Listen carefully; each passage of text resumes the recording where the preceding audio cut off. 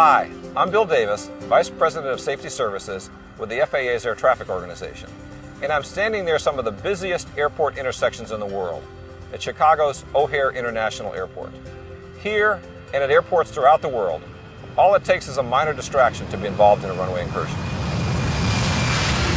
George Lebanon, Lima Echo Bravo, we just overshot Kilo, we did not see it. 1448, you shouldn't be anywhere near Kilo. Hold your position, please, just stop. Stop all traffic until advised, please. 001, hello, line 8. Was that for us? Stop!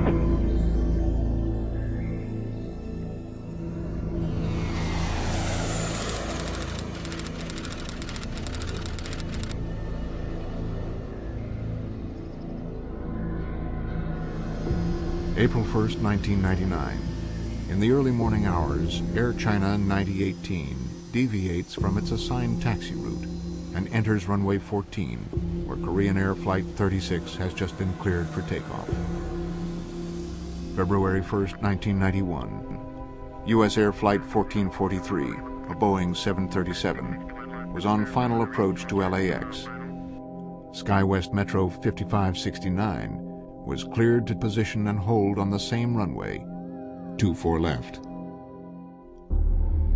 The 27th of March, 1977, Tenerife in the Canary Islands. A KLM 747 begins its takeoff roll, while unbeknownst to its crew, a Pan Am 747 has begun to taxi utilizing the same runway, 12, as a taxiway. Getting to and from a runway has become increasingly complex. Situations like these can occur anywhere, to any pilot, at any time. Runway incursions occur almost daily, and over 40% of these incursions involve commercial aircraft. Reducing this incursion risk is one of the FAA's highest priorities.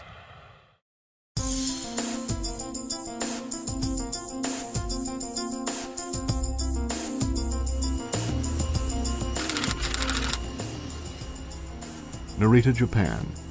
United 852, a Boeing 747-400 bound for San Francisco, begins to push back with 324 customers on board.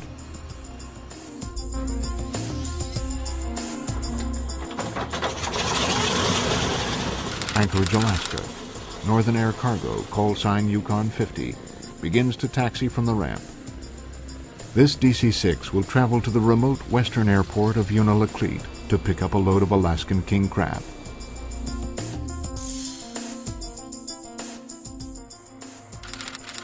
Van Nuys, California. November 384 Charlie Foxtrot, a Learjet, has been chartered for a flight to San Francisco International Airport. Each of these flight crews are entering the most dangerous phase of their flight. The number and proximity of aircraft operating at an airport make taxi operations one of the most potentially dangerous parts of commercial aviation. Delta Bravo, don't stop on the taxi. Vehicle passing off your left, just avoid it on that left side. 6970, take Delta, and then the aircraft off your right. We got him. Miss him. Cardinal 1046 airground, taxi via Delta, Delta 1, you're going over the bridge, you'll taxi in the Communication, planning, and flight deck procedures developed by the FAA significantly reduce the number of incursions during the ground movement phase of aircraft operations. Exactly what is a runway incursion? The FAA and ICAO have similar definitions. The FAA defines an incursion as any occurrence at an airport involving an aircraft, vehicle, person, or object on the ground that creates a collision hazard or results in a loss of required separation with an aircraft taking off, intending to take off, landing, or intending to land. ICAO defines an incursion as an occurrence at an aerodrome involving the incorrect presence of an aircraft, vehicle, or person on the protected area of a surface designated for the landing and takeoff of aircraft. These two definitions describe the same situation. An aircraft is where it should not be.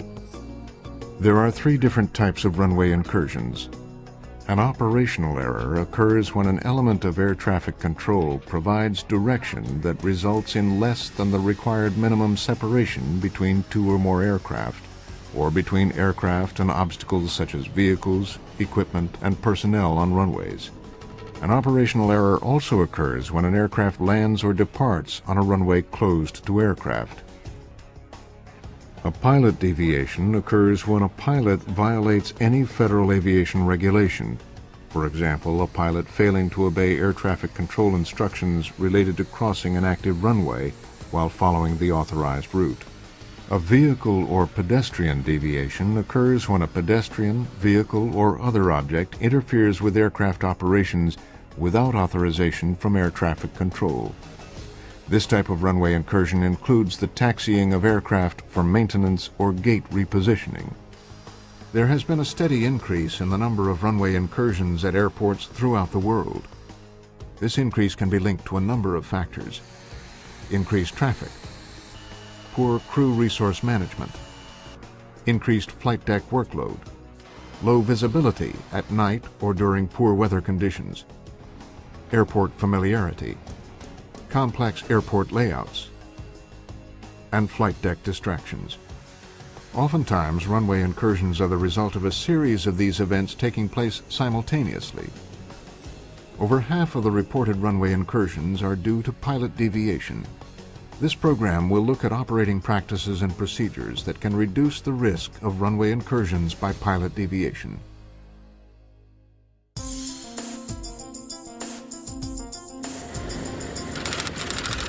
Yukon 50 has just received taxi instructions, which will take them from a hangar located on the west side of the Anchorage International Airport to a position just short of runway 6 left. With intersecting runways and taxiways, communication must be clear and exact. Anchorage ground, Yukon 50, ready for taxi with Whiskey. Good communication with air traffic control is essential to avoid runway incursions. 1/3 of all incidents are attributed to communication errors between the pilot and air traffic control. There are several communication procedures that can reduce or eliminate incursions during ground operations. Hey, Brad, stock with 7699, you headed for Delta, Charlie Port. Stock with 78600, I continue on Delta, Delta 1 Bravo, over the Bravo Bridge, and then Papa Hotel. Okay, Delta 1 Bravo Bridge, Papa Hotel, 7699. During initial contact with a tower or ground control, it is important for flight crews to clearly state the location of the aircraft using only standard ATC phraseology. Aircraft location should be restated following all radio frequency changes to a different tower or ground control frequency. All clearances and instructions should be read back to the controller when entering a specific runway, holding short of a runway, or when directed to position and hold. Alpha 15, get wedded at 75 from the right. Was that for us? Why don't you request progressive taxi instructions? If there is any question about the instruction or clearance received, the flight crew should ask for clarification. If the crew is still unsure after receiving additional information, the crew should request progressive taxi instructions from the tower. San Francisco ground, November 3 at 4 Charlie Foxtrot. Request progressive taxi. Communication is especially important when speaking to controllers in different countries. Delhi radar, Victor Lima, Sierra, position Alpha Lima this time. Victor Lima, Sierra, roger. The difference between U.S. and ICAO phraseology is sometimes significant. For instance, in the U.S., taxi into position and hold is dramatically different from the ICAO taxi to holding position or taxi to holding point. Hey, Margo, would you announce that we're taxiing up to hold short of runway 32 at Unifleet? Sure. Unifleet traffic, Yukon 50 is taxiing for departure, runway 32 will hold short. Is there anybody in the area? It is important for pilots to monitor tower frequency, or when the tower is closed, the Common Traffic Advisory Frequency, CTAF. Any doubt about instructions received should be verified with the controller.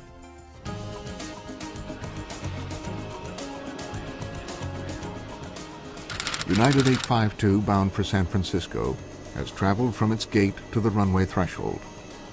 The flight crew of this wide-body aircraft has been given permission to position and hold on the longer and often preferred runway 34 left.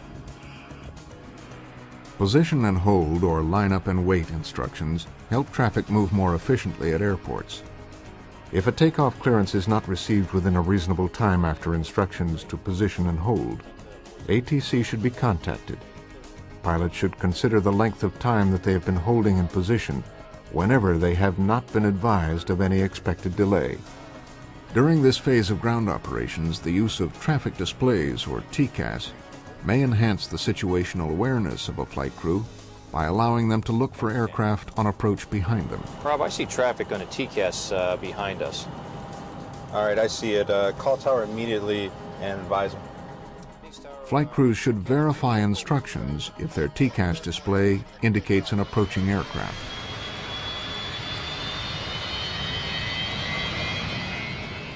When given last-minute turn-off or land and hold short instructions, flight crews should immediately respond unable if there is any doubt about the ability to comply. Taxi instructions should not be acknowledged until the aircraft has completed its rollout and has reached taxi speed. Finally, it is important to minimize flight crew distractions during communication by maintaining a sterile flight deck during arrival and departure operations. There are several additional resources that you can view related to flight deck communication and phraseology. This completes the chapter on communication procedures.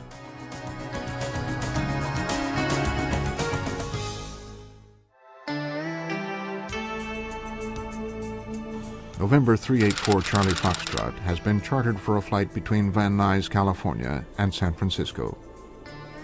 While the passenger relaxes prior to taxiing, the crew begins one of the most important phases of preparation for this flight. In addition to good communication, there are a number of standard planning and coordination procedures that should be part of pre-departure and arrival briefings. These procedures begin prior to boarding the aircraft. During the initial briefing, flight crews should take time to discuss crew member experience related to each airport. My last flight on the 747, I flew flight from Chicago to Frankfurt and over to London. Same trip we're doing this time. Current airport knowledge is a key factor in avoiding runway incursions. Also, during the initial briefing, the importance of maintaining a sterile flight deck during departure and arrival should be conveyed to all crew members.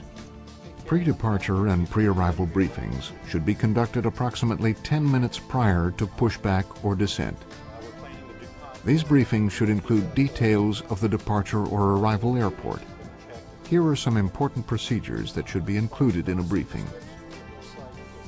Using an airport diagram chart, the flight crew should identify any known airport runway incursion hotspots and discuss any recent changes to the airport, such as closed pavement or areas where construction is underway.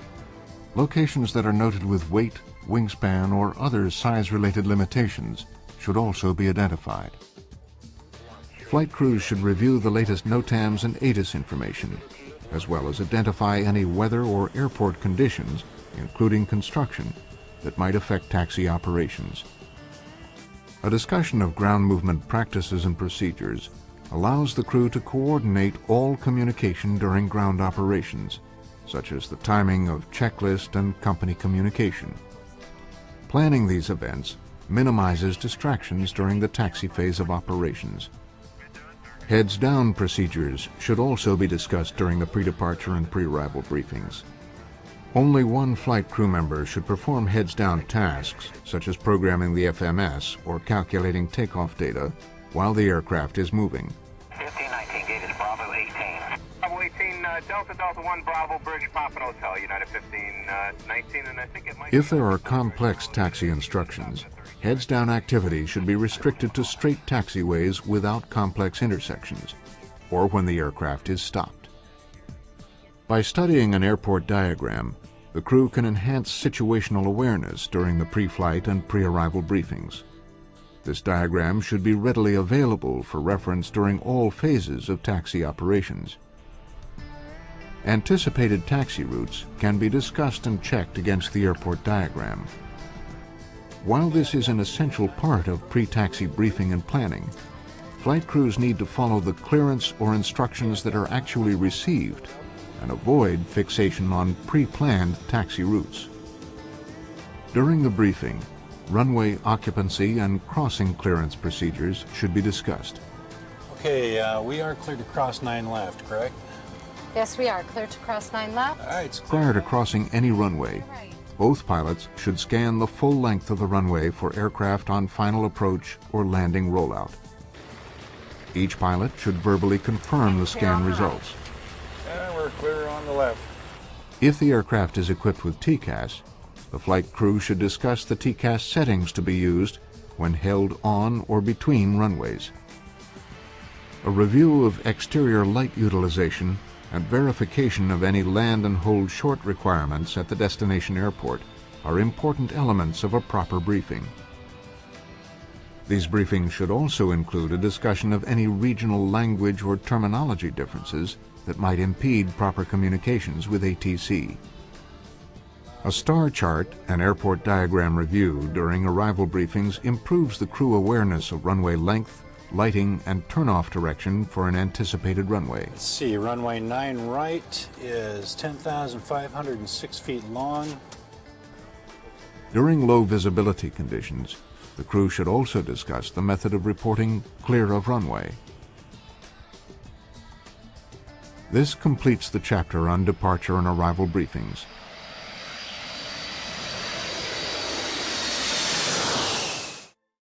Turn left on Kilo and Lights runway 19 out of service. Just cleared 4 right, joining Delta. This plane is 2 miles east of airport. For additional information, Safe flight begins and ends when the airplane is parked at the gate. While the aircraft is taxiing, there are numerous procedures and practices that will help prevent runway incursions. At many airports, taxi instructions can be very complex. Cactus 721, we're not familiar. We crossed the bridge here on Bravo and then take a left to Papa to go to the 32 right pad to hold. Is that correct? Correct, Cactus 721. The first left turn, that'll be Papa, and then the 32 right pad is just on the other side of the Alpha Bridge. During complex ground operations, pilots are extremely busy. Misunderstanding or forgetting any part of taxi instructions can lead to runway incursions. By writing down the taxi instructions, a crew can eliminate this danger. It can also be used for readback to ATC and crew member coordination. Once taxi instructions have been received, both pilots must understand and verbally agree on all instructions. We'll make the right turn November, Quebec, await further instructions. If there is a misunderstanding or discrepancy, it should be resolved with ATC prior to taxiing. Why don't we request progressive taxi instructions? Frankfurt Ground American 42, requesting progressive taxi instructions, please. When a pilot becomes unsure of the aircraft location while taxiing, progressive taxi instructions should be requested. When anticipating a clearance to cross or taxi onto an active runway, both pilots should monitor the tower frequency. When following taxi instructions, all turns should be verbally confirmed by both pilots. It looks like November's the next 90-degree left turn. Okay, got it. All flight deck crew members must concur that a runway occupancy clearance has been received. Any runway occupancy clearance must be acknowledged. David, final. All considered, yes. Before moving onto an active runway, both pilots need to scan the entire runway, including both approaches, and verbally confirm that the runway is clear. This also applies to crossing active runways. If you are held on a runway for a period of time that is more than reasonable considering the current conditions, contact the tower and confirm the clearance to hold on the runway. Low visibility creates additional hazards to aircraft while taxiing. While modern aircraft are equipped with automation that can land under low visibility conditions, there is no such corresponding technology to aid pilots while taxiing. When visibility is low, all heads-down duties should be completed when the aircraft is stopped or while taxiing straight. Pay special attention when a runway is being used as a taxiway during low visibility situations. In all ground operations, it is important to utilize the appropriate lighting configuration for the aircraft. The more conspicuous the aircraft, the more likely you will be seen by other aircraft during taxi operations. This is even more important while taxiing at night or during adverse weather conditions. There are specific lighting configurations for each phase of ground operations. These configurations will be discussed within the next segment of this program. This concludes the chapter on taxi procedures.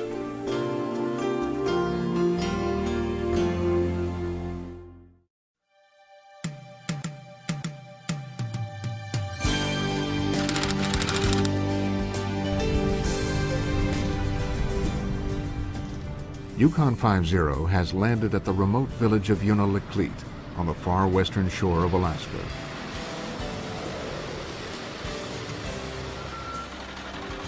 The cargo being delivered is part of a thin lifeline to this village. During this brief stop, the crew will unload essential cargo and supplies.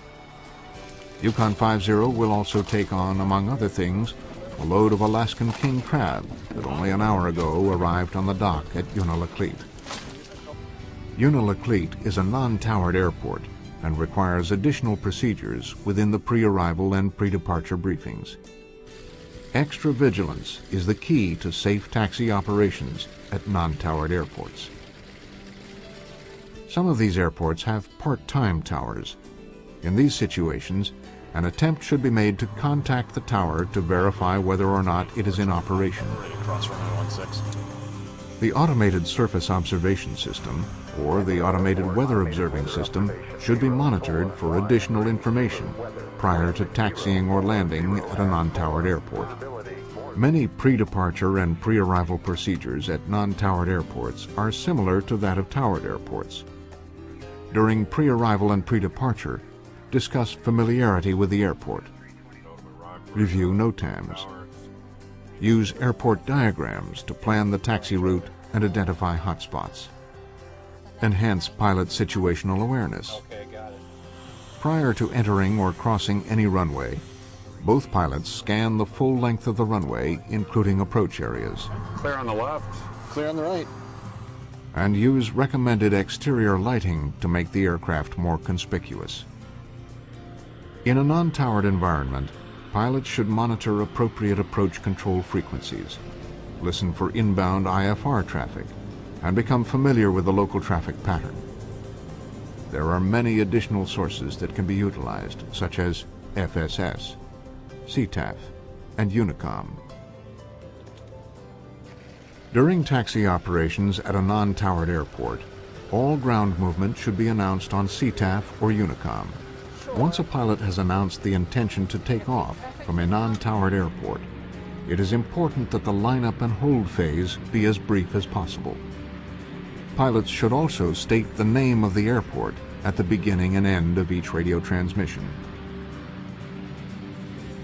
This concludes the section on taxi procedures at non-towered airports.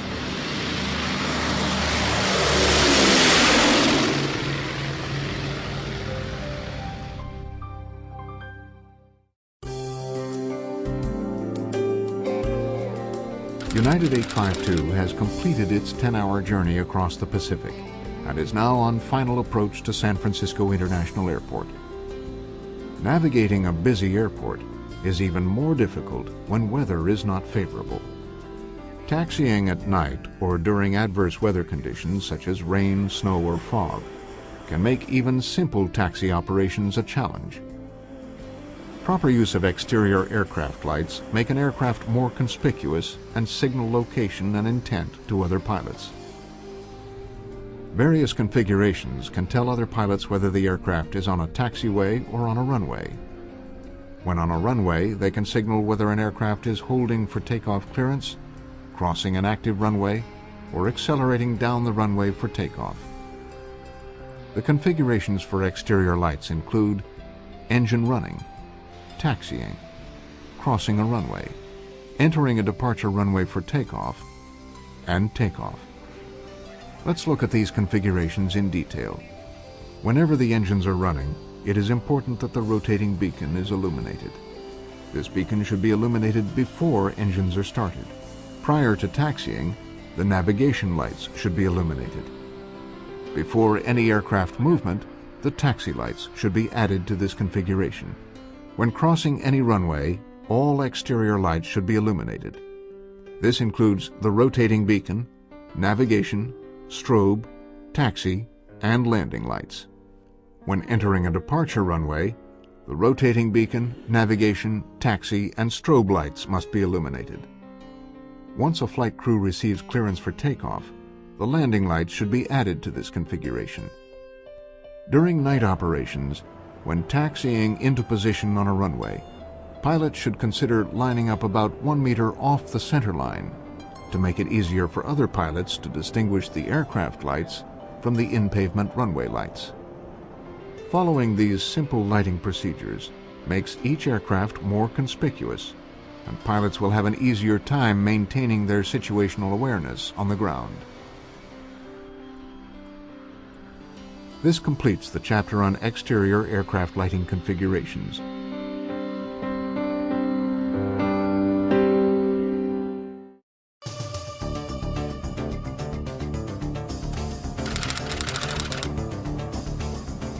November 384 Charlie Foxtrot has also arrived at San Francisco International Airport. The pilot must now navigate a myriad of signs and runway markings while taxiing to the hangar.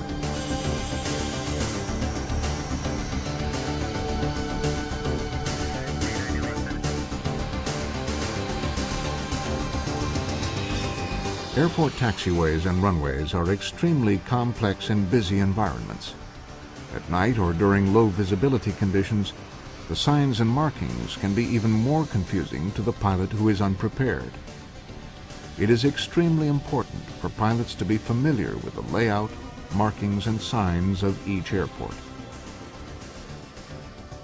Here is a brief look at the signs and markings flight crews may encounter. A taxiway location sign indicates an aircraft's current location. It is oftentimes co-located with direction signs or a runway holding position sign. Runway holding position signs are located where a taxiway intersects a runway. These signs typically have 2 numbers. In this example, runway 32 is to the left and runway 14 to the right. This sign is located next to the holding position marking painted on the taxiway. Runway approach holding position sign. This runway approach holding position sign requires pilots to hold here when the controller specifically states to hold short of a runway approach. Taxiing past this sign could result in a runway incursion when the designated runway is active. It is always located next to yellow holding position markings on the pavement. ILS critical area holding position sign. When the ILS critical area is being protected, the pilot should stop so no part of the aircraft extends beyond the holding position marking. When approaching the holding position marking, a pilot should not cross the marking without ATC clearance. Controllers will issue instructions to hold short of the ILS critical area when weather conditions require the area to be protected. ILS critical area boundary sign. This sign is located on the runway side of the ILS critical area holding position sign and is next to the ILS holding position markings. It is seen by pilots leaving ILS critical areas. A no entry sign indicates an area prohibited to aircraft. This sign is found at the entrance to a one-way taxiway or at the intersection of a road intended for vehicles. An inbound destination sign uses an arrow to indicate the direction of a specific destination. Outbound destination signs indicate a common taxi route to runways with an arrow pointing out the direction of the taxi route. A dot separates 2 destinations. In this example, runways 27 and 33 are to the right. A direction sign for runway exit is located on a runway just prior to a taxiway intersection. This sign appears on the same side of the runway as the exit. Runway location signs identify the runway on which an aircraft is currently located. Taxiway ending markers are located on the far side of an intersection and indicate that a taxiway does not continue. A runway boundary sign faces the runway and is visible to pilots exiting the runway. It is located next to the yellow holding position markings painted on the taxiway pavement. Taxiing past this marking, indicates an aircraft is clear of a runway. Understanding the meaning of all airport signs and markings greatly reduces the potential for pilot deviation incursions.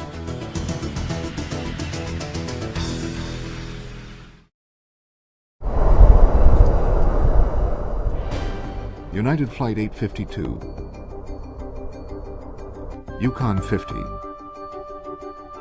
and November 384 Charlie Foxtrot have each arrived safely at their destinations without incident.